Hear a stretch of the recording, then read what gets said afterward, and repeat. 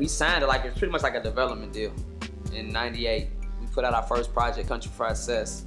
School, we had our own record store, so we were selling out the shop.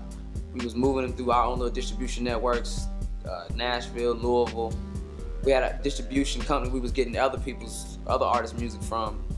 So we had a tie to, independent distribution. Judy Jones, we knew out of Cincinnati, so she helped us out with the record store. And we just networked our way out from Nashville, and somehow, aggressive A&R at the time, young guy named Mike Herring caught wind of our music and pretty much said he wanted to sign us. Me thinking that was not really real, like it's not supposed to happen, I pretty much said, this is the opportunity knocking, we should probably take it. I don't care what it says, we'll get a lawyer and, we really tried to get a good deal out of it, but we had no leverage, we had nothing. It's, everybody said these guys are lucky to be getting this, whatever this was. We signed for like $30,000 and a promise that, we could record in a nice studio. We took that $30,000 and bought our own studio. And when it didn't work out with the first album that didn't come out, we were still able to record on our own and hone in our craft and get better. And we came back to them with more records and we just kept, making records and getting better. And we finally got to the point where we had a real lawyer look at it. And I tell you, the craziest shit is our lawyer that looked at it and told us we had the shittiest deal in the history of what he saw is now the mayor of Atlanta. We were upset about that. And the thing started going good for us in Atlanta. We finally got to all-in-all status and we finding out we have the shittiest deal and we're not gonna get any money. We were over budget, we borrowed. The royalty rate is minuscule. We're not gonna get what we're supposed to get back. It's pretty much everything was double charged. Expenses were written off for other artists on our shit. It was just bad, man. And we was just so frustrated with how the system fucked us because we thought we were doing it better. But one thing we did have was we had our publishing. We kept our publishing. They didn't take that from us. And they didn't take they had 360 deals, they weren't even in conversation. They had a neck hold on us for the first initial part of the first project.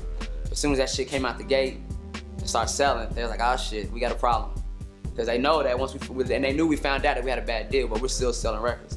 Now we're at $500,000. And our new lawyer was like, just be cool. Be cool. Once it hits $1 million, you can go in there and renegotiate and get what you want. So we just, we were bitter though. We was bitter as fuck. We was like, we started talking shit to the people. We was mad, like, no, we don't fuck with y'all. And it's like, guys, now's not the time to get mad. You got a good thing on your hands. And we was just, y'all fucked us. But we sold $1 million. We said we're not recording shit until we fix this contract. It's like, all right.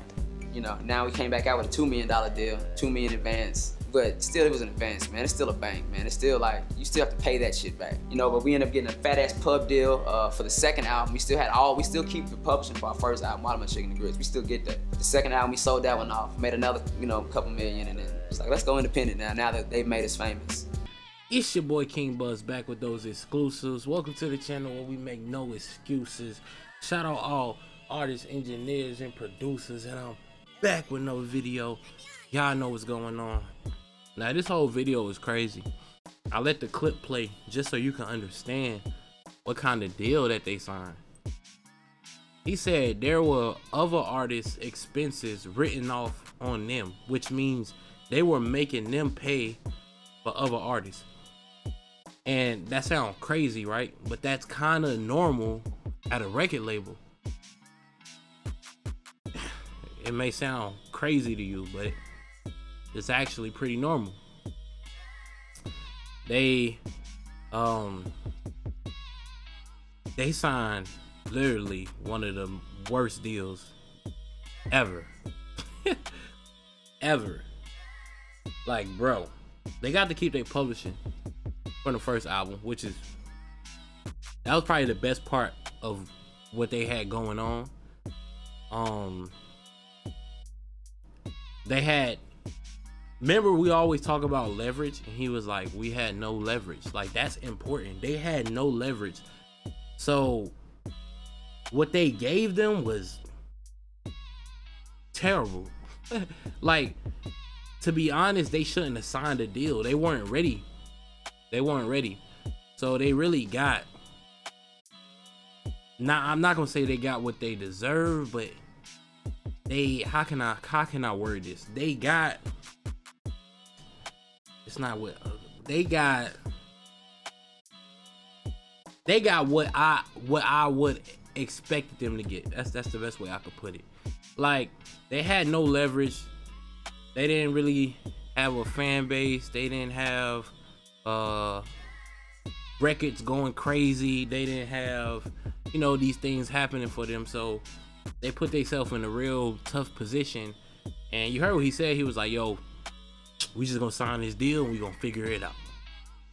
Don't do that. Don't just, we gonna sign this deal and we gonna, no. We not about to just sign this deal and figure it out. And another thing I want to talk about is, though, they signed and then they had to work. Like, bro, they earned everything that they eventually got. They earned it, but they had to work for it. Like, the label didn't assist them at all. If you listen, like, they was in the studio recording, they was just bringing them stuff. And then when stuff started popping off, you know, they selling music for on their own, out of the store. They putting in all the work, and the label is benefiting. This is exactly why we say no labels, bro. Like, we don't need a label. Like, if I gotta put in all the work, I might as well reap all the benefits. It's just that simple. It's just that simple. They put in all that work. They made a little bit of money. They end up selling the publishing from the second album to make some more money. Yeah, man, they put in all that work, but they didn't make the money they were supposed to make at all. They didn't even get close to what they were supposed to get because of the deal that they signed. They got to renegotiate, and I'm pretty sure even though when they renegotiate, it was cool, but they ain't come out crazy, you know what I mean? He said they got, what, 2 mil? It's 2 of them. That's 1 mil a piece. After taxes, about 600,000, something like that. But you got to pay all that back anyway. That's not even free money. So you not winning. You're not winning. Everybody want the crazy advance. Like, yeah, I want a mil. I want 2 mil. I want 3, 4, 5. Yeah, I want to sign for 5 mil. Sign for 10 mil.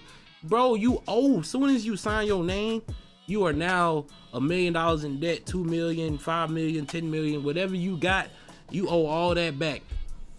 That's not what you want, bro.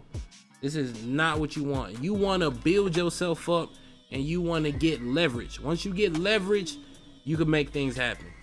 All right. Anyways, we gonna keep growing. We gonna keep going strong. Y'all know what's going on. It's your boy King Buzz, and I'm out of here. Yeah.